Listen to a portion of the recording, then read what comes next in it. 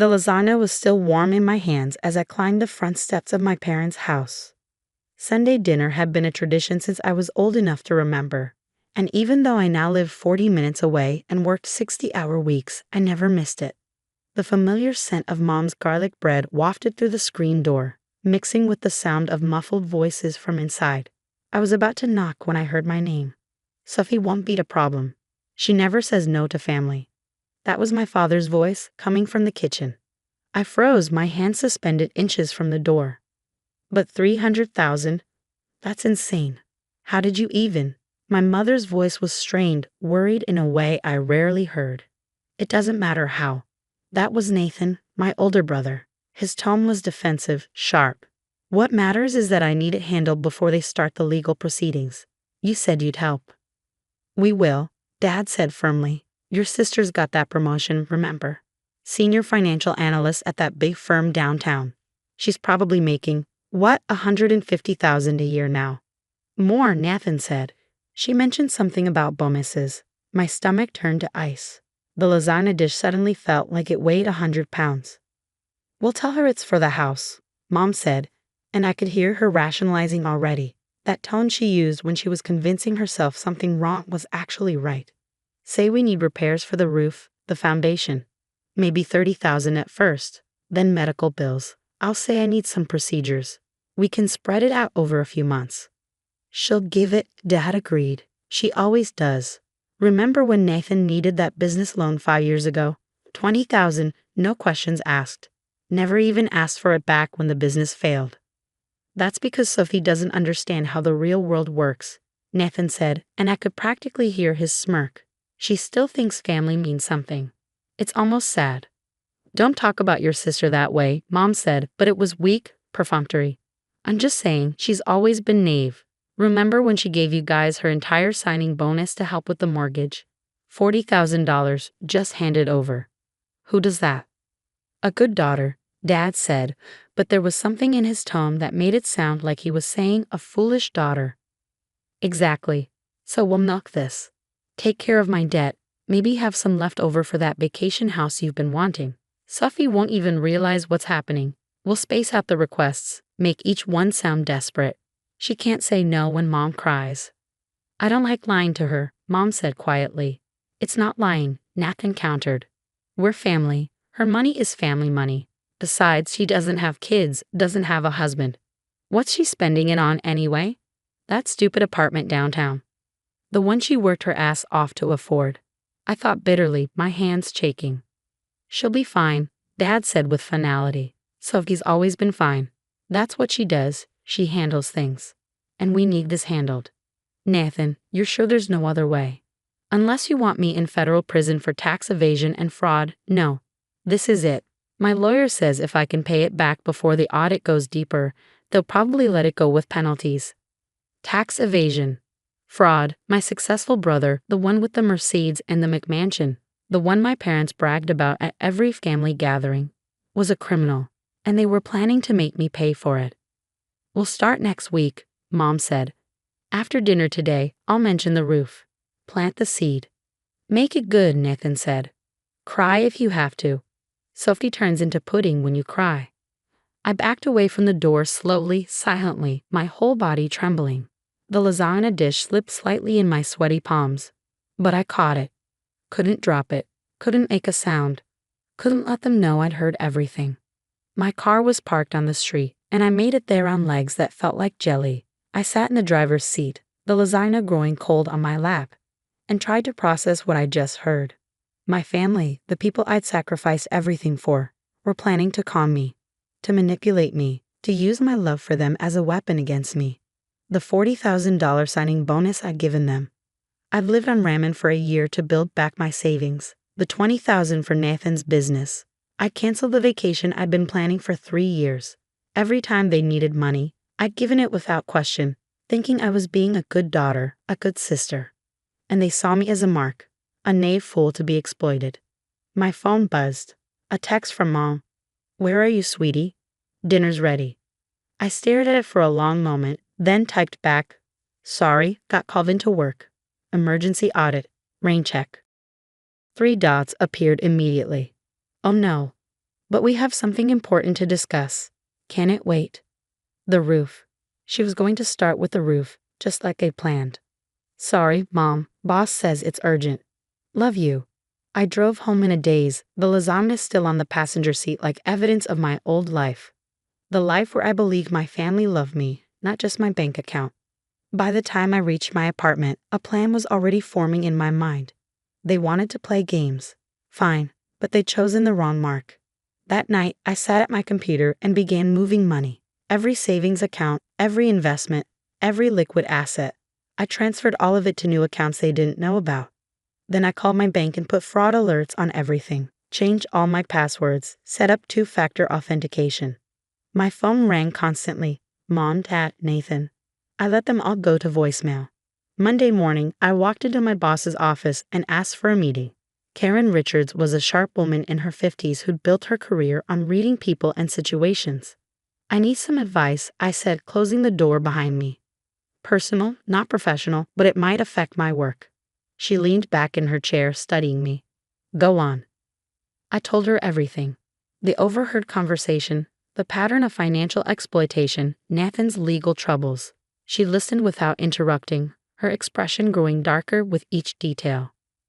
First, she said when I finished, you're handling this remarkably well.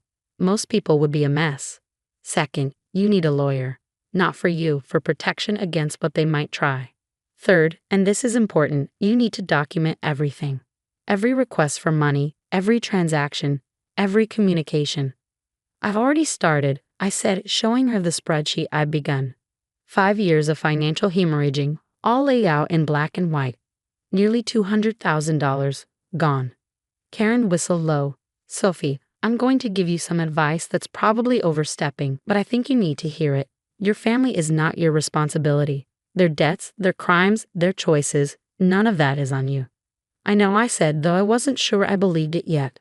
I'm also going to suggest something else. We have an opening in our London office. Same position, better pay, and most importantly, an ocean between you and them. Interested? London, 3,000 miles away from the family that saw me as an ATM. When would I start? Next month. We'd handle the visa, moving expenses, everything. Consider it a fresh start. That night, the calls became frantic. 23 missed calls from Mom. 15 from Dad. 31 from Nathan. The voicemails progressed from concerned to angry to desperate. Sophie, this is ridiculous. Call your mother back. Sweetie, please. We're worried about you. Stop being a drama queen and answer your phone. Sophie, this is serious. Nathan needs our help. Family helps family. Tuesday, I finally answered Nathan's call. Jesus Christ, Sophie. Where have you been? Working. I said calmly. You know, at that job you all think is just a fountain of free money. What's that supposed to mean? It means I'm busy, Nathan. What do you want? We need to talk. As a family, can you come to dinner tomorrow? Can't. I have plans. Plans? What plans are more important than family? The kind where people don't scheme to defraud me out of $300,000. The silence was deafening. Then, I don't know what you're talking about. Tax evasion and fraud, Nathan? Really? And you were going to make me pay for it. Tell Mom and Dad to lie to me, manipulate me. You were listening. You were eavesdropping on our private conversation. I was bringing lasagna for family dinner. Remember family? That thing you said I foolishly believe means something. Sophie, listen, it's not what you think. It's exactly what I think. You were planning to con me, your own sister. The one who's bailed you out for years. I'm in trouble, Soph. Real trouble. I could go to prison. Then you should have thought of that before committing fraud. Are you seriously going to let me go to prison? Over money? Money you can afford to spare. I couldn't afford the $40,000 I gave Mom and Dad. I couldn't afford the $20,000 I gave you. I couldn't afford any of it, but I gave it anyway because I thought that's what family does. Turns out I was wrong about what family means. Sophie, please. I hung up. The texts started immediately. From Nathan, begging. From Mom, guilt-tripping. From Dad, demanding. I archived them all without reading. Wednesday brought a new tactic. Mom showed up at my office building at lunch, tears streaming down her face. Sophie, please. Just talk to me. I'm your mother. I stood there in the marble lobby, watching the woman who'd given birth to me sob dramatically, and felt nothing. The tears that had always worked on me before seemed hollow now, theatrical. "We can talk," I said. "Right here. In public. Can't we go somewhere private?" "No. Say what you need to say." She glanced around at the people passing by, clearly uncomfortable. "Your brother is in trouble." "I know. Tax evasion and fraud. He told me. He made mistakes, but he's family. We have to help him." "No, you have to help him. He's your son. Use your money." "We don't have that kind of money, you know that." Then Nathan should have thought of that before breaking federal law. "How can you be so cold? This isn't like you." "You're right. The old Sophie would have already written the check." "The old Sophie believed you when you said family helps family. But the old Sophie didn't know that her family was planning to con her, to use her love against her." Mom's face went pale. "How did you?" "Does it matter? What matters is that I know exactly what you all think of me. The knave daughter. The family ATM. The mark. We never said. She'll never say no to family. She doesn't understand how the real world works. Sophie turns into pudding when you cry. Should I go on?" "Real tears now, not the manufactured ones." "We were desperate." "No, you were greedy." "There's a difference." I left her there in the lobby and went back to work. That afternoon, I accepted the London position. Thursday was quiet. Too quiet. No calls, no texts, no surprise visits. It made me nervous. Friday, I found out why. I was packing up my desk for the weekend when security called up. "Ms. Winters, there's a process server here for you." My family was suing me for the money I'd already given them, claiming they were loans that I was now demanding repayment on, causing them severe emotional and financial distress.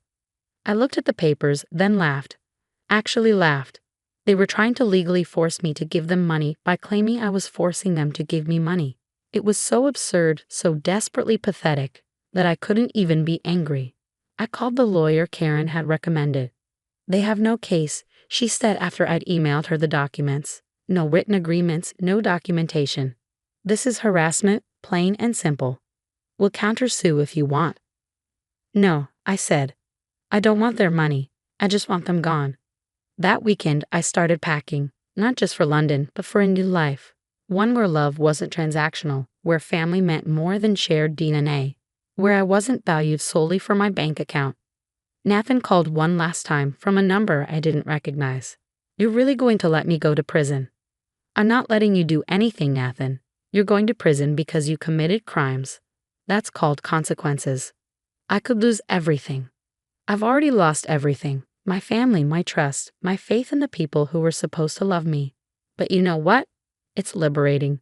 I don't have to pretend anymore that you all care about me as anything more than a checkbook. That's not true. Nathan, you literally sat in Mom's kitchen and planned out how to manipulate me. You laughed about how naive I am, how I don't understand the real world. Well, congratulations. I understand it now. Sophie, please, I'm begging you. Beg someone else. I'm done. I hung up and blocked the number. The movers came on a Tuesday. I watched them pack up my life, each box a step further from the family that had used me. My phone had been silent for days. They'd finally given up. As I was doing a final walkthrough of my empty apartment, I found a lasagna dish in the back of a cabinet. The one I'd been carrying that Sunday, full of food made with love for people who saw me as nothing more than a resource to be exploited. I threw it in the trash. At the airport, waiting for my flight to London, I got one last text from an unknown number. I almost deleted it unread, but curiosity won. It was from my mom. "I'm sorry, not for needing help, but for how we planned to get it. You deserved better. I hope someday you can forgive us." I stared at it for a long time, then typed back, "I hope someday you can deserve forgiveness." Then I turned off my phone and boarded the plane. 6 months later, I got word through my lawyer that Nathan had been sentenced to 18 months in federal prison. My parents had lost their house trying to pay for his legal defense. They'd moved in with my aunt in Florida. I felt nothing. No satisfaction, no guilt, no anger. They were strangers now, people I'd once known in a different life. My new life in London was everything the old one wasn't. I had colleagues who became real friends, relationships built on mutual respect rather than exploitation. I learned to trust again slowly, carefully. And sometimes, on quiet Sunday mornings, I'd make lasagna just for myself, remembering the girl who used to carry her heart in a casserole dish, hoping this time her family would see her as more than just a bank account. That girl was gone now. In her place was someone stronger, someone who understood that sometimes the most loving thing you can do for yourself is walk away from people who only love what you can give them. Family isn't about blood. It's about who shows up for you without checking your bank balance first. And sometimes the only person who truly shows up for you is yourself. That's the real world. And now finally, I understand it.